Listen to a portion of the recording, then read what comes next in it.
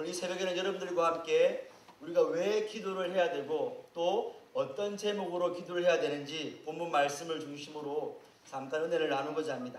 친구들, 오늘 본문 1절에 보시면 그때의 히스기야 왕이 병들어 죽게 되매라고 하였습니다. 여기서 이 그때의 시간적 배경은 이 남유다의 13대 왕이 히스기야 왕이 당시 초강대국이었던 아수르의 사네리브 왕의 침략을 두 번이나 받게 됩니다.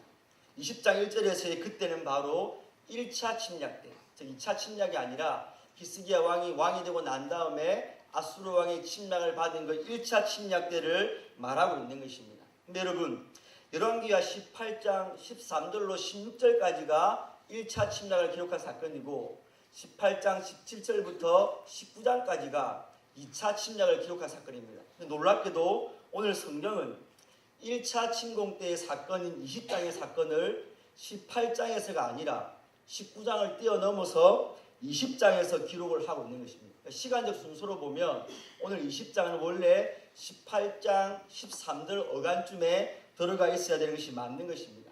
그럼에도 불구하고 열왕기서의 저자가 히스기야의 이 사건을 20장에 기록하고 있는 것은 바로 19장에서 하나님을 모욕하고 비참한 죽음을 맞이하는 아수르의 사네리브 왕의 그 결말과 하나님 앞에 기도함으로 생명을 연장맞는 히스기야의 삶을 대조해서 보여주기 위한 열왕기서 저자의 의도가 다분히 녹아져 있는 것입니다. 따라서 우리가 이 시간에 열왕기하 20장을 잘 공부하기 위해서는 아수르와의 1차 침공을 다룬 열왕기하 18장도 함께 살펴볼 필요가 있겠습니다. 친구들 함께 잘 따라와 주시기 바랍니다. 친구들, 이 시간 간단한 산수 문제가 있으니까 펜을 잡고 약간 기록을 하시면서 따라오시면 좀 더 쉬울 것 같습니다. 우리 18장 1절을 한번 보시죠, 여러분. 열왕기하 18장 1절을 보시면 이스라엘 왕 엘라의 아들 호세아 3년에 유다 왕 아하스의 아들 히스기야가 왕이 되니 위에 나아갈 때 25세라. 그가 예루살렘에서 29년을 통치했다라고 성경은 말하고 있습니다. 남유다의 13대 왕이었던 히스기야는 25세, 25살에 왕이 되고 29년 동안, 즉 54세까지 예루살렘을 통치했다라고 성경은 말합니다. 그리고 18장 13절을 보시면 그 히스기야가 왕이 된 지 14년 후에 아수르의 사네립이 1차로 침입했다라고 성경은 말하고 있습니다. 그러므로 여러분 한번 계산해 보십시오. 25세 왕이 되었고 14년 후에 아수르가 침략했으니까 히스기야 왕이 몇 살 때 1차로 침략한 것입니까, 여러분? 잘 끼어 있군요. 예. 히스기야 왕 39세 때에 이 아수르 왕 사네립이 남유다를 1차로 침공한 것입니다. 그러면 히스기야가 25세 왕이 되고 14년 뒤인 39세 때 이 20장 1절 바로 그때에 히스기야가 죽게 된 그때는 바로 히스기야 왕이 39살인 바로 그때인 것입니다. 이스라엘 히스기야는 39살에 자신의 인생에서 죽을 날이 곧 얼마 남지 않은 이 시한부 종말로 인생을 받게 되었던 것입니다. 이스라엘 이사야 선지자로부터 자신이 곧 죽을 것이라는 이 청청병력과 같은 소식을 들은 히스기야 왕은 하나님께 정말로 간절하게 기도했습니다. 20장 3절을 보시면 히스기야 왕이 그냥 기도한 게 아니라 심히 통곡하며 기도했다라고 성경은 말하고 있습니다. 근데 여러분, 이렇게 히스기야가 통곡을 하면서 간절히 울면서 벽을 향하여 하나님 앞에 기도하니까 마치 하나님께서는 기다리셨다는 듯이 5절에 보면 내가 내 기도를 들었고 내 눈물을 보았고 내가 너를 낫게 하리라 라고 하나님이 어떤 머뭇거리심이나 어떤 시간의 보류가 없이 히스기야가 살려달라고 기도를 하자마자 히스기야의 생명을 연장시켜 주시는 놀라운 응답을 베풀어 주는 것입니다. 이스라엘 히스기야는 자신이 해결할 수 없는 문제 가운데 하나님 앞에 간절하게 눈물로 열심히 기도했던 기도의 사람이면 분명합니다. 여러분, 오늘 우리가 이 새벽에 히스기야가 간절히 기도했다, 그래서 응답받았다라는 그 기도에 대한 교훈보다 더 중요한 교훈을 우리 이 시간 한번 찾아보기를 원합니다. 그럼 다시 한번 더 열왕기하 18장 2절을 생각해 보십시오. 히스기야 왕은 25세 때에 왕이 되었고 29년을 통치했습니다. 즉 그는 54세까지 살았음을 알 수 있습니다. 그리고 히스기야가 25세 왕이 되고 14년 후인 39살에 죽을 병이 걸렸습니다. 그때 히스기야는 하나님 앞에 간절히 기도했고 15년이라는 생명 영장의 응답을 받았습니다. 그러므로 39 더하기 15하면 54가 맞는 것이죠.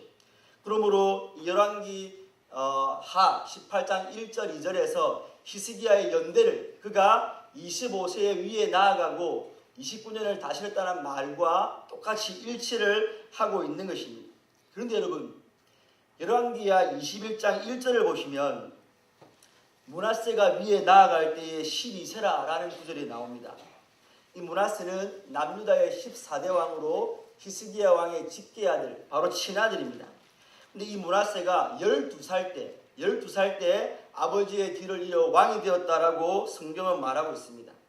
한번 계산해 보시기 바랍니다. 히스기야가 54세에 왕으로서 죽었고 아마 므낫세는 히스기야가 죽고 난 다음에 왕이 되었을 테니까 히스기야는 이 므낫세를 54 빼기 10이니까요 42살, 42세 때 자기의 친아들을 낳은 것이 되는 것입니다. 여러분, 아까 살펴보았던 것처럼 히스기야는 39세 때에 죽을 병이 걸렸다라고 우리가 함께 살펴보지 않았습니까? 그러면 이 므낫세는 히스기야가 죽을 병이 걸렸을 때에는 아직 태어나지도 않았다는 것입니다.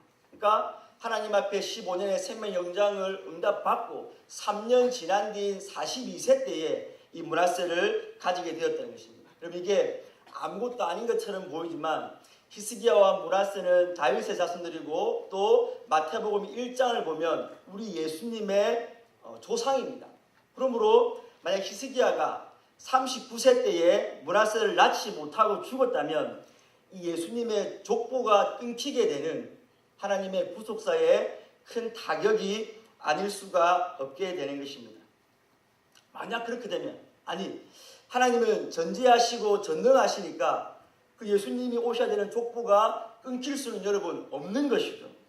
그러므로 히스기야의 기도의 응답으로 생명을 15년이나 연장받은 것은 단순히 히스기야의 기도가 간절했고 뜨거웠기 때문이 아니라 히스기야가 39살에 죽을 수 없는 것이 하나님의 원래 뜻이기 때문입니다. 이런 관계를 기억하고 여러분 본문 20장 5절을 다시 한번 보십시오. 이사야가 히스기야에게 당신 이제 안 죽습니다라고 하나님의 말씀을 대언할 때에 하나님에 대해 설명하기를 왕의 조상 다윗의 하나님 여호와의 말씀이라고 하나님에 대해서 설명해 줍니다. 왕의 조상 다윗의 여호와 하나님 말씀이라고 했습니다. 이 무슨 말입니까? 지금 히스기야에게 하나님의 기도의 응답을 들려주면서 당신의 조상 다윗에게 약속하셨던 그 하나님의 언약을 한번 기억해 보시라는 것입니다. 지금 당신 외적으로는 아수르의 사내립 왕이 그 당시 가장 초강대국이었던 그 아수르가 침략해 와서 이스라엘 남유다에 존망이 걸려져 있고 또 내적으로는 당신의 죽을 병이 걸려서 후사도 없는데 죽어야 되는 당신의 비참한 가운데 있지만도 지금 당신에게 응답하시는 그 하나님은 당신을 모른 채 하시거나 이스라엘을 모른 채 하시는 분이 아니라 당신의 조상 다윗과 언약을 맺고 그 언약을 신실하게 이행하시는 여호와 하나님이다라고 지금 히스기야에게 말씀을 해주고 있는 것입니다. 무슨 말입니까? 히스기야가 처한 그 상황이 내외적으로 너무나 암울하고 불가능해 보이는 상황이었지만 하나님의 신실하심과 하나님의 전능하심은 그 상황 가운데도 끊기지 않고 여전히 발휘되어지고 있기 때문에 남유다는 망하지 않을 것이고 히스기야 당신의 후사는 끊어지지 않을 것이다라고 하나님이 보증을 해주고 있는 것이 바로 다윗의 여호와 하나님이라는 말씀인 것입니다.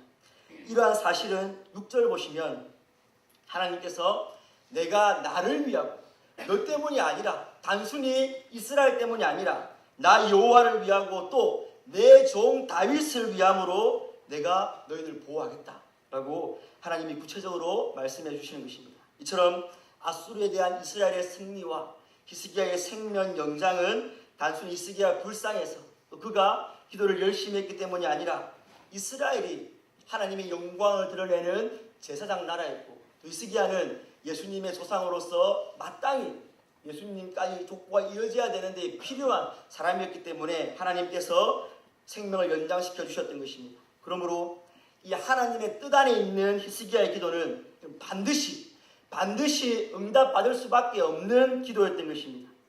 그래서 하나님께서는 히스기야가 하나님 내가 정말 사는 건 맞습니까? 라고 보증을 요구할 때에 해시계가 여러분 앞으로 10도가 아니라 뒤로 10도가 물러가게 해버리셨습니다. 지구가 서에서 동으로 1시간에 15도씩 자전을 하는데 하나님이 자전 방향을 바꿔버리신 겁니다. 왜요? 그만큼 네가 살고 이 유다가 보호되는 것은 확실하다는 보증으로 그렇게 해준 것이죠. 여러분 그렇다면 친구 여러분, 어차피 하나님께서는 예수님의 조상으로 므낫세를 이 땅에 태어나게 해야 하셨고 또 그러기 위해서 히스기야는 39세 때 죽으면 안 되는 것이었음에도 불구하고 왜 그에게 죽을 병을 주셨고 또 히스기야로 하여금 간절하게 기도를 시키신 것입니까? 그건 바로 성도의 기도를 통하여 하나님께서는 당신의 뜻을 이루어 가신다는 것을 저와 여러분들에게 보여주는 것입니다. 마치 저와 여러분들이 전도의 미련한 방법으로 하나님이 하실 것이지만 영적인 수 14만 4천은 정해져 있지만 저와 여러분들에게 전도라는 미련한 방법을 주시고 아브라함의 잃어버린 백성들을 찾는 것처럼 기도를 통하여서 창세전에 계획하신 하나님의 뜻과 그 섭리는 반드시 1.1에게 오차도 없이 진행될 것이지만 그 일에 저와 여러분들을 기도의 동력자로 하나님이 부르고 계신 것입니다. 이런 예는 여러분 성경에 너무나 많이 있습니다. 이삭이 야곱의 아버지인데 여러분 하나님은 아브라함과 이삭과 야곱의 하나님이시지 않습니까? 근데 이삭이 리브가와 결혼을 하고 20년 동안이나 자식이 없었습니다. 말이 안 되지 않습니까 여러분? 야곱이 태어나야 되는데 20년 동안이나 자녀가 없었습니다. 근데 창세기 25장 21절에 이삭이 잉태하지 못함으로 그 아내를 위하여 여호와께 간구하매 여호와께서 그 간구를 들으심으로 리브가에게 자녀를 주셨다라고 성경은 말씀하고 있습니다. 여러분. 아브라함과 이삭과 야곱을 이어서 12지파가 나오고 또 유다지파 중에 다윗이 나오고 다윗의 손으로 예수님이 오셔야 되는 것 구속사역은 뼈대입니다. 근데 이삭이 리브가와 결혼을 하고 20년 동안이나 자식이 없었답니다. 여러분. 근데 하나님 앞에 기도할 때에 하나님이 간구를 들으시고 리브가에게 야곱을 주셨다라고 성경은 말씀을 하고 있는 것입니다. 그러므로 이삭의 그 자녀를 위한 기도도 하나님의 구속사를 이루는데 너무나 중요한 기도였던 것입니다. 여러분 다니엘을 한번 상상해 보십시오. 다니엘 9장에 하나님의 귀한 말씀을 듣다가 다리오 왕 첫 해에 이스라엘의 포로 연수가 70년이라는 것을 그때 발견을 했습니다. 다니엘은 바벨론 포로 1차 때 끌려갔거든요. 느부갓네살 왕 때. 근데 느부갓네살 죽고 벨사살 왕 죽고 메데바사가 바벨론 이겨가지고 다리오 왕이 통치할 때에 그때 발견했습니다. 근데 이 다리오 왕 때 어떤 일이 있었냐면 이 다니엘이 너무 인기가 많고 다리오 왕이 총애를 받으니까 다른 신하들이 하나 꾀를 냈습니다. 이 사람은 기도하는 사람이다. 그러니까 우리가 법을 만들어가지고 30일 동안 이 다리오 왕 외에 다른 누군가에게 기도를 하거나 다른 신에게 기도를 하면 사다구니에 던져 넣자라는 법을 만들고 왕의 의인을 받았습니다. 근데 여러분 그 왕의 그 조서에 의인이 찍힌 것을 알고도 다니엘이 예루살렘을 향하여서 문을 열고 무릎을 꿇고 하나님 앞에 금식하며 벼옷을 입고 기도했던 사람이 여러분 다니엘이었습니다. 여러분 너무 어리석은 것 아닙니까? 어차피 70년 후면 하나님의 뜻대로 이스라엘은 포로에서 해방됩니다. 그리고 지금 자기의 상황이 다른 누군가에게 기도하면 사자굴에 던져지는 상황입니다. 굳이 창을 열고 예루살렘을 향하여서 기도할 필요가 있습니까 여러분? 근데 성경은 다니엘이 원래 했던 것처럼 하나님 앞에 그렇게 기도했다라고 성경은 말을 하고 있는 것입니다. 에스겔 36장 37절에 나 주 여호와가 말하노라 그래도 이스라엘 족속이 이와 같이 자기들에게 이루어 주기를 내게 구하여야 할지라. 여러분 에스겔 33장부터 48장까지는 하나님이 이스라엘의 회복에 대한 소망의 메시지를 주는 겁니다. 내가 이거 해주겠다 너희들 포로 해방시키겠다라고 말씀하시면서 그래도 너희들이 내가 너희에게 이같이 해주기를 너희들은 기도해야 된다 라고 하나님의 구속사의 완성에 이스라엘 백성들을 동력자로 부르시는 하나님의 음성을 보게 되는 것입니다. 여러분, 더 이상 어떻게 우리가 이 새벽에 왜 기도해야 되는지에 대한 근거를 들 수 있겠습니까? 우리가 이 이른 새벽에 과연 어떤 기도의 제목을 가지고 하나님 앞에 기도할 것인가에 대해서 말해 못하겠습니다. 하나님께서는 오늘 저와 여러분들을 하나님의 구속사를 이루는 데 기도의 동력자로 여러분들을 부르고 있는 것입니다. 그리고 우리의 가장 최우선의 기도 제목은 하나님께서 창세전에 이미 정해놓으신 그 하늘의 뜻이 이 땅에서 이루어지기를 하나님 아버지의 마음으로 기도하는 것이 바로 저와 여러분들의 제1차적인 기도의 제목이 되는 것입니다. 여러분, 하나님께서는 기도를 통하여서만 일하십니다. 하나님께서는 저와 여러분들을 그 기도의 수단으로, 기도의 동력자로 부르십니다. 그러면 하나님은 기도 안 하면 일을 이루지 않으십니까? 네, 어떤 의미에서는 그러합니다. 그러나 하나님은 반드시 당신의 뜻을 이루고야 마시는 분이시므로 누군가에게는 기도의 영을 부어주시고 기도할 마음을 주시고 하나님의 뜻을 부어주셔서 기도를 하게 하시고 또 하나님의 뜻을 이루어 가시는 것입니다. 저는 우리 SFC가, 우리 경양교회가 이 하나님의 뜻을 이루는 기도의 열정에 뒤처지지 않기를 주님의 이름으로 축원합니다. 우리 경양 SFC 운동 여러분, 우리 SFC 학생신앙 운동이야말로 하나님 아버지의 마음을 알아서 이 하나님의 뜻을 이루어드리고자 시작된 기도 운동의 산 역사인 거 여러분 잘 아시지 않습니까? 일제 36년간의 지하 속에서 많은 교회가 신사참배에 빠졌습니다. 그리고 조선 예수교 장로에 맞아 제27회 총회에서 신사참배를 종교의식이 아니라 국가의식으로 치부하고 우리 그거 해도 된다라고 가결해버리는 악중의 악을 범했습니다. 그 후 45년 8월 15일 광복을 맞고 한국교회가 신사참배에 대한 회개운동과 신학교를 세우자고 한창 열심을 낼 때에 저와 여러분들의 선배들인 우리 초창기 SFC 선배들은 우리가 이대로 있을 수가 없다. 우리가 학생이니까 돈도 많이 못 벌고 우리 이렇게 큰 힘이 없으니까 우리 모여서 기도하자. 회개하자. 이 나라와 민족을 위해서 하나님 앞에 우리가 할 수 있는 것은 기도밖에 없으니까 우리 모여서 기도하자라고 시작된 것이 저와 여러분들의 SFC 운동입니다. 빌립보서 2장 13절 말씀에 너희 안에서 행하시는 일은 하나님이시니 자기의 기쁘신 뜻을 위하여 너희로 소원을 두고 자기의 뜻을 행하신다라고 말씀하십니다.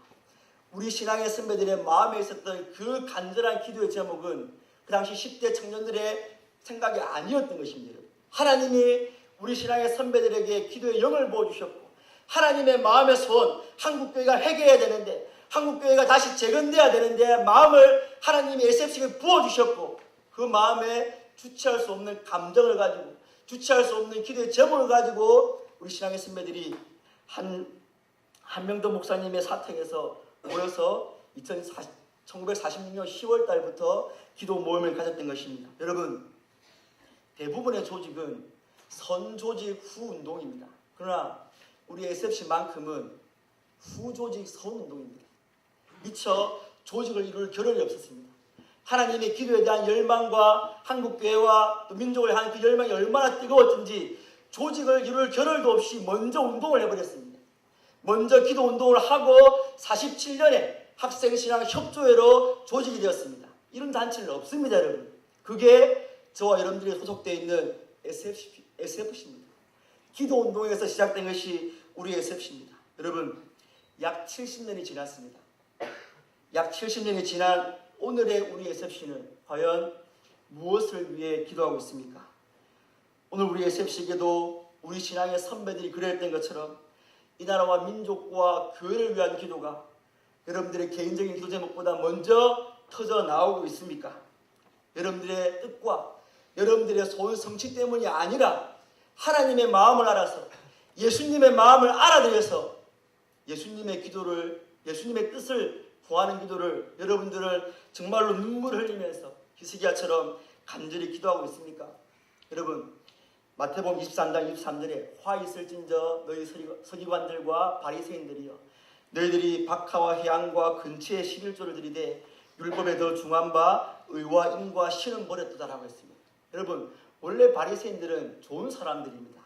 이스라엘이 바벨론 포로에 돌아오고 나서 우리가 다시는 율법을 순종치 않음으로 망하지 말자 하고 율법을 지키기 위해서 그들을 죄악으로부터 분리시킨 자들. 그래서 바리새인의 어원이 페루심이라고 분리된 자들입니다. 원래는 좋은 사람들이었습니다. 죄짓지 말자는 것입니다. 율법 잘 지키자는 것이었습니다. 근데 수백 년이 지나면서 정신은 사라져버리고 껍데기만 남았습니다. 인간들이 전통을 만들어가지고 원래 율법에도 없는 율법을 만들어가지고 지켰습니다. 예수님이 너희들 율법 지키는 건 좋은데 정신이 없다. 율법에 더 중한 바 정의와 자비와 신, 의와 인과 신이 없구나. 이 책망이 우리의 책망은 아니겠습니까? 원래 너희 선배 에셉시는 정말로 기도의 열정을 가지고 기도의 본질적으로 나의 뜻을 위해서 나를 위해서 기도했는데 너희들은 더 많은 사람들이 조직을 이루었고 더 많은 일들을 하고 있고 에셉시라는 더 아름다운 단체를 만들었지만 그 본질은 어디 갔느냐고 혹시 우리에게 하나님이 묻고 있지는 않으신지 우리가 한번 돌아봐야 되는 것입니다. 그럼 우리 여러분 이 새벽에 기도할 때에 우리 두 가지를 기도합시다. 먼저는 하나님 내게 하나님의 뜻을 이루기 위한 그 간절한 기도 제목을 부어달라고. 제가 새벽에 말씀을 들어도 하나님의 뜻을 알아도 제 마음에 그런 감정이 안 생깁니다. 열정이 없습니다 라고 하는 분들은 우리 간절하게 하나님 앞에 주님 정말 SFC가 하나님의 뜻을 이루기 위해서 하나님의 영광을 위해 존재하는 단체인데 내 마음속에 그 열정이 없다면 저는 빈 껍데기지 않습니까? 그 마음에 내 마음에 그런 마음을 보달라고 기도하시고 우리 두 번째는 여러분들의 하나님의 뜻은 SFC 강령입니다. 여러분 강령 다른 거 아닙니다. 우리 예배 시간에 외치려고 강령 만들어주신 거 아니고요. 박윤서 목사님과 한상동 목사님이 SFC는 이렇게 살아야 되고 이렇게 세상을 변화시켜야 된다는 그 비전 선언문으로 여러분들이 이 땅에서 구현시키라고 주신 게 강령인 것입니다. 이 시간 나를 향해 하나님의 뜻이 이루어지기 위해서 기도하고 두 번째는 하나님 우리에게 주신 이 멋진 강령 기독교 신앙 공동체 또 기독교 세계계 건설 한국교회 건설 또 하나님 생활 원리를 따라서 내가 빛과 소명의 사명을 잘 감당할 수 있게 해달라고 우리 두 가지 기도하시고 개인 기도하시고 돌아가시면 되겠습니다. 함께 기도하겠습니다.